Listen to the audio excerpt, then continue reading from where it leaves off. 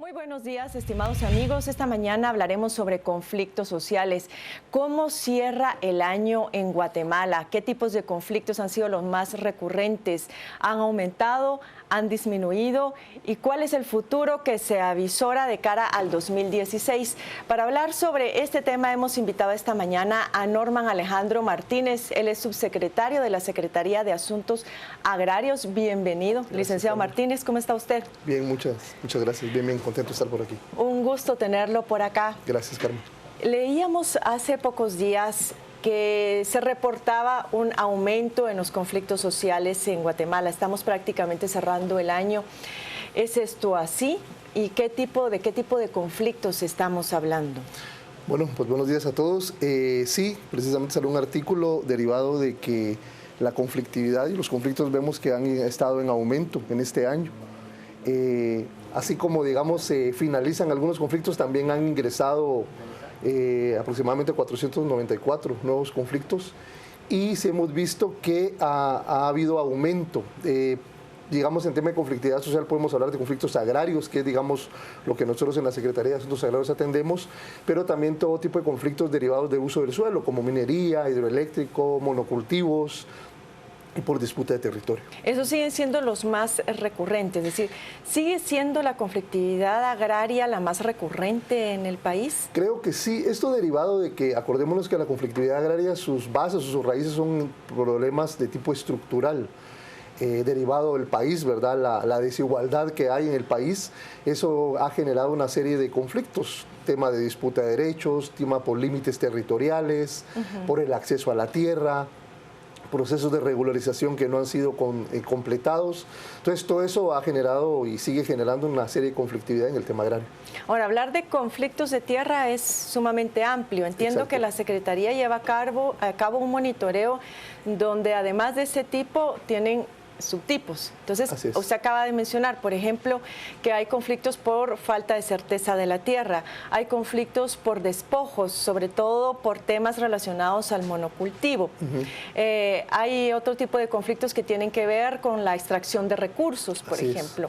De todos ellos, ¿cuáles han sido los que más han aumentado? Bueno, dentro de la Secretaría tenemos tipologías como decía, disputa de derechos, límites territoriales, regularización, pero los que más tenemos es el tema de disputa de derechos, ¿verdad? Por la tierra. Esa es, digamos, la tipología normalmente por todos los años que la Secretaría ha atendido este tema de la conflictividad agraria, son los que más recurrentes o los que tienen mayor número de casos. Esos son los que se han ido sumando durante los últimos años. Ajá. Sí, lo que sucede es que, digamos, normalmente habíamos atendido más que todo el tema de la disputa de la tierra. Sin embargo, en estos últimos años vemos que ya no solamente es la disputa del territorio, sino ya su uso. Y ahí es donde, digamos, sobre temas de disputa de tierras también viene todo el tema que yo les mencionaba, como el tema de que van a poner una hidroeléctrica, el tema por conflictos de uso de agua, de recursos naturales, el tema de la minería.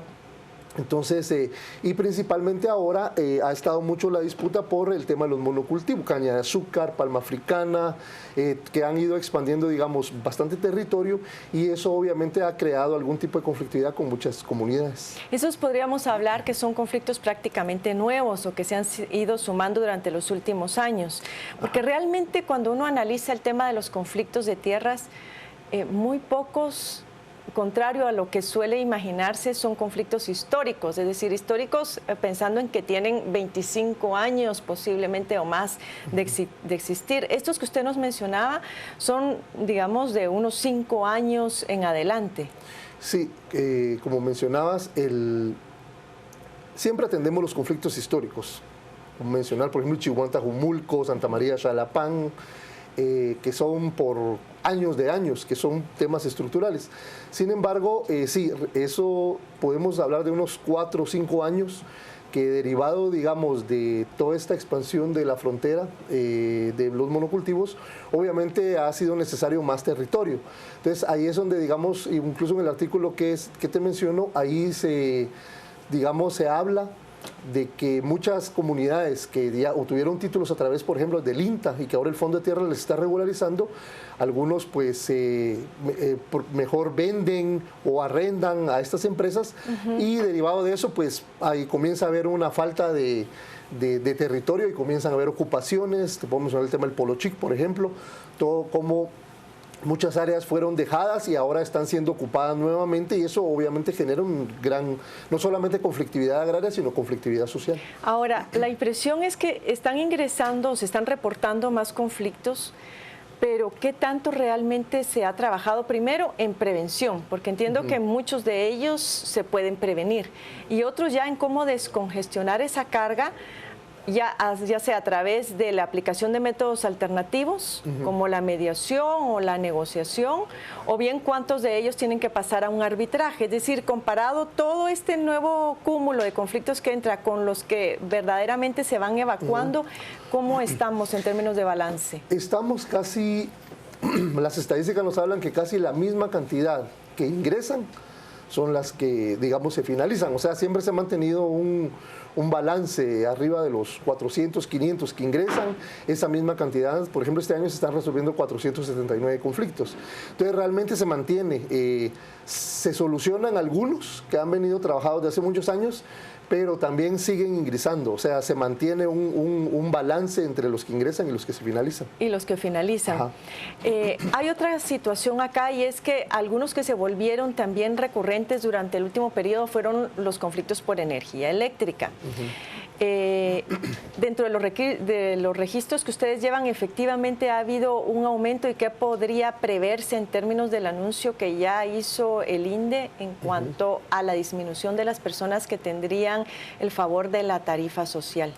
Bueno, este tema de conflictos más que todo lo estaba atendiendo el Sistema Nacional de Diálogo, que precisamente hace un par de meses ya dejó de funcionar y es uno de los grandes retos que nosotros vemos. ¿Qué va a pasar con todos estos conflictos derivados del tema, por ejemplo, hidroeléctrico? Precisamente hace poco había un problema de la cooperativa Chulac, precisamente en una disputa de territorio que tiene que ver con el INDE y, digamos, todo este tipo de problemática se va a venir, creemos, a agudizar a partir del próximo año.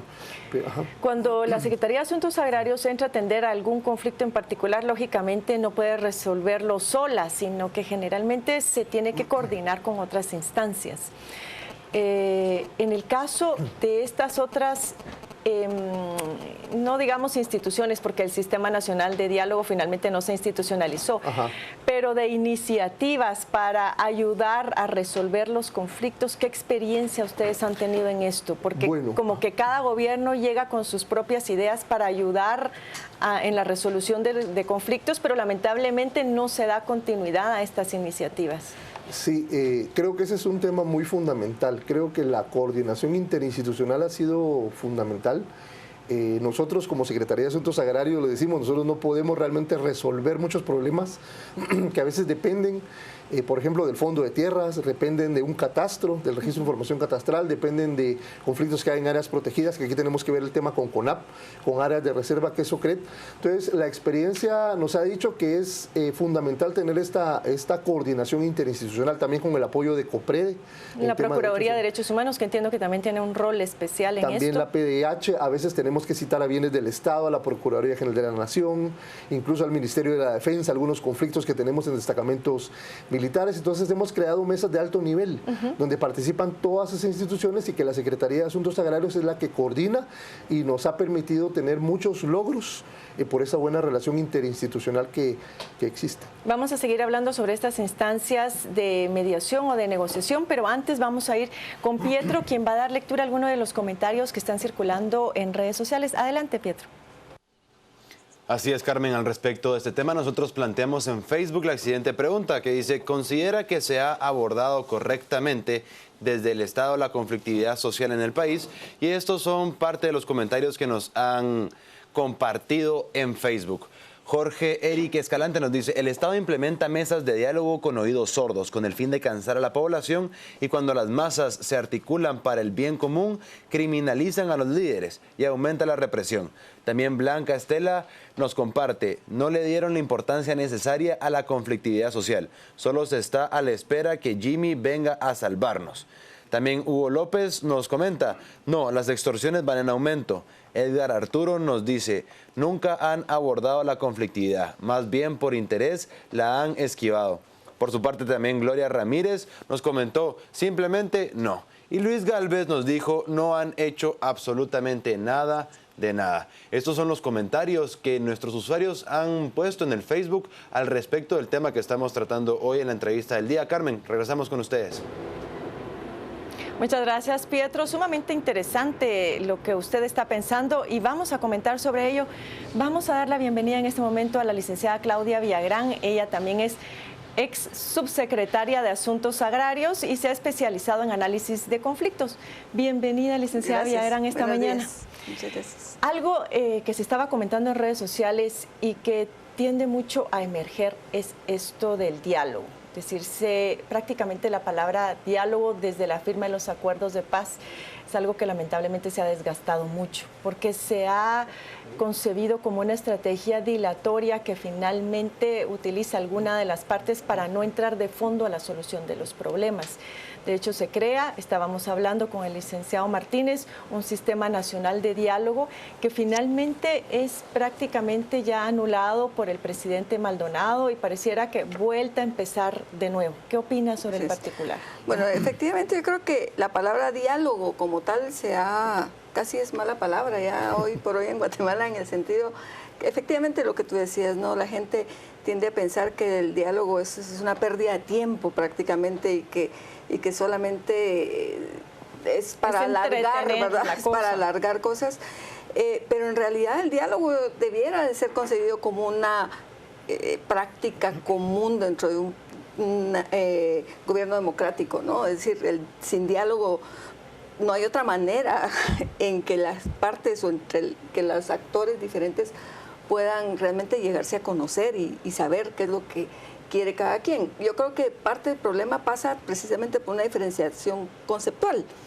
porque la gente suele pensar que el diálogo es lo mismo que la negociación, ¿verdad? Y entonces van a una mesa de diálogo esperando resolver cosas cuando en realidad de repente solamente es un primer acercamiento.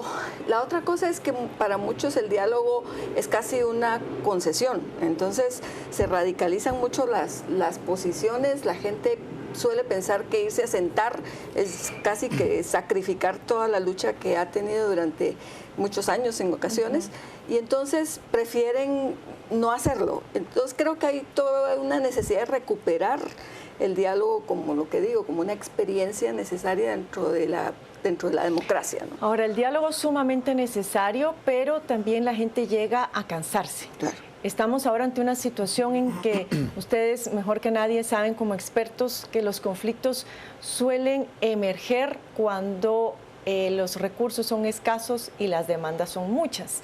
Ya no digamos de cara al 2016, esto va a ser todavía más grave. Entonces, hemos tenido a otros profesionales que auguran un aumento de los conflictos sociales de cara al próximo año o a los próximos años. En realidad, ¿ustedes perciben que hay estrategias enfocadas a la prevención, pero una prevención que más allá del diálogo, la gente va al diálogo, como bien decía la licenciada Villagrán, buscando respuesta a sus problemas? No se les puede pedir permanecer en un momento limitado o eterno de diálogo cuando tienen necesidades, ya ni siquiera digamos intereses, necesidades profundas, insatisfechas, humanas, que son desde el hambre hasta la salud, hasta la educación. ¿Qué hacemos con eso? Tal vez en el tema de la prevención que mencionabas, ha sido poco. Realmente la situación es que normalmente entendemos los conflictos cuando están ya explotando. Ahorita dentro, digamos, también hace un año se aprobó el tema de la política agraria, ¿verdad? Por el más o menos 14, creo que fue de noviembre, octubre, y digamos dentro de esa política se dan muchas recomendaciones acerca de un poco el tema, digamos, del tema de la prevención y algunos mecanismos como para poder ir, digamos, tratando de no enfrentar los problemas ya cuando están en su última fase. Sin embargo, sí, digamos, esperamos para el otro año que sí va a haber aumento. Y lo que mencionaba la licenciada Villagrán en el tema del diálogo, en las mesas realmente a veces las personas se cansan o no hay soluciones. Yo creo que la buena relación interinstitucional ayuda mucho porque algunas personas están en conflictividad y a veces hacemos nosotros gestiones, por ejemplo, con el MAGA que necesitan alimentos, con Red que están pasando en una situación, digamos, difícil. Entonces, toda esa relación nos ayuda por lo menos a que las personas vayan teniendo algo en lo que vamos viendo algunas posibles soluciones. Ahora, acá a la Secretaría de Asuntos Agrarios muchos le llegan ya, muchos conflictos que ya han tenido larga data y que finalmente vienen a explotar acá, digamos, a la capital. Lo que frecuentemente se menciona es que debería de ser desde el ámbito de lo local, en donde empiecen a recogerse esos primeros síntomas y resolverse desde ahí. Es decir, el rol de los COCODES, el rol de los COMUDES, esto es fundamental. ¿Está funcionando? ¿Cómo está funcionando? Bueno, no, en realidad yo creo que parte del problema precisamente es el centralismo que viene tanto desde lo institucional, o sea, hay una percepción bastante, o una práctica, diría yo más bien, de la institucionalidad a atender muchas cosas desde la ciudad capital, ¿verdad? Bueno, obviamente los problemas presupuestarios impiden muchas veces la descentralización institucional, pero lo otro es que fallan todas esas instancias intermedias, ¿verdad? ¿Cuántos alcaldes no conocemos que de repente simple y sencillamente sacan las manos del problema y lo dejan pasar casi, ¿verdad? Y luego los gobernadores, otra vez, a veces poco capacitados, a veces con poco entendimiento de cómo estas dinámicas funcionan. Entonces, igual cada quien va como dejando pasar el problema hasta que muchas veces tiene que llegar a Mientras casi al tanto presidente de la sigue República, aumentando la crisis, claro, aumentando la crisis hasta que así llegan es. hasta acá. Pero en buena medida eso sucede porque si los representantes institucionales en los COCODES o en los COMUDES sintiesen realmente respaldo de su institución, que va a haber capacidad de respuesta, lógicamente se animarían más a asumir compromisos delante de la gente. Pero si uno lo único que percibe es negligencia o falta de recursos, lógicamente los representantes institucionales van a llegar únicamente en el rol de observadores, pero sin querer asumir nada más allá de ello. Sí, es cierto, aunque yo sí creo que hay una buena parte de cosas que, por ejemplo, los alcaldes pueden hacer. Si uno ve la dinámica de la conflictividad a nivel nacional, sí empieza a notar ciertos patrones. Por ejemplo, un alcalde fuerte, con legitimidad, con reconocimiento, es capaz de frenar o incluso de prevenir muchas veces la ocurrencia de algún conflicto o el agravamiento de ese conflicto. Un alcalde que digamos se siente debilitado, que no tiene la suficiente legitimidad, que ha ganado por muy pocos votos, cosas por el estilo, suelen ser causales para que los alcaldes prefieran no meterse, o aquellos que quieren correr por un segundo, un tercer periodo, entonces deciden que mejor el tema del conflicto no se meten, intereses electorales. Cabal. Entonces eso es una práctica bastante común. Ahora, algo fundamental es, si seguimos teniendo una mayoría de conflictos agrarios, tenemos que pensar, y caemos al tema de fondo, lamentablemente el tiempo es corto, pero del modelo de desarrollo. Es decir, aquí si seguimos poniendo toda nuestra atención en la agricultura y la población sigue creciendo exponencialmente, ya no va a haber tierra que repartir. Es decir, al final, como decía una compañera mía de una maestría, decía, bueno, al final, ¿qué nos van a dar a cada quien? Una maceta, y ni siquiera una maceta de este tamaño, ¿verdad? Nos van a dar una macetita de este tamaño. Es decir, eso va a ser insuficiente. ¿Qué hacemos? ¿Realmente hay interés por cambiar ese modelo? Bueno, lo que pasa es que yo creo que sí se necesita un análisis profundo de cambios. Vemos realmente también el tema de la migración de muchas personas que se vienen para acá, se van a los Estados Unidos obviamente por el tema de una falta de territorio para dedicarse a la agricultura, pero sí hay que hacer un análisis profundo. Digamos, ahorita también, por ejemplo, el Fondo de Tierras, que es la institución encargada, por ejemplo, del tema del acceso a la tierra, la regulación, ellos también por medio de su consejo están haciendo algunos análisis, por ejemplo, el tema de relación tierra-familia, ¿cuánta tierra realmente necesita una familia? Normalmente la condonación condonación de la deuda ayudó en algo, licenciado Creo Martínez? que sí. Lo que sucede es que muchas tierras que se entregaron hace muchos años eran tierras improductivas o tierras realmente que no eran funcionales. Entonces, mucho de eso se vino, digamos, a pagar por medio de la condonación de la deuda. Sin embargo, digamos, sí hay muchos temas pendientes. Hay muchas fincas que fueron entregadas que muchos campesinos ya las abandonaron, otras las vendieron. Entonces, ahí es donde, digamos, empieza el círculo otra vez y ese lo de nunca acabar. Tengo que cerrar ya el programa, licenciada Villagrán. Una última acotación de su parte a esto que estamos conversando. Bueno, yo creo que adicional a lo que ya decía el licenciado Martínez, está, como bien se ha dicho, el tema de cómo vamos a desarrollar el área rural, porque en realidad la dependencia de la agricultura, que es además la agricultura poco tecnificada, ¿verdad? No estamos hablando de agroindustria, digamos. Porque generalmente solamente para la sobrevivencia de la familia, ni siquiera da para comercializar nada. Ni da para meter, por ejemplo, tractores o ¿verdad? Eficientar el agro, por ejemplo. Esa es una tarea que creo yo que está pendiente. Y no hay que olvidar, digamos, que hay todo un grupo importante de población juvenil que también está buscando otras oportunidades que no necesariamente estén relacionadas con el agro. Y a esa otra población, que es un buen número de gente, también hay que darles otras oportunidades. Así es. Sí. Muchísimas gracias, licenciada Villagrán, por sus opiniones, por acompañarnos esta mañana. Licenciado Martínez, también. A usted por su tiempo, a nuestro público televidente, por habernos acompañado esta mañana. Vamos a volver ahora a la mesa principal con Mario y con Pietro para que sigan con la agenda informativa del día de hoy.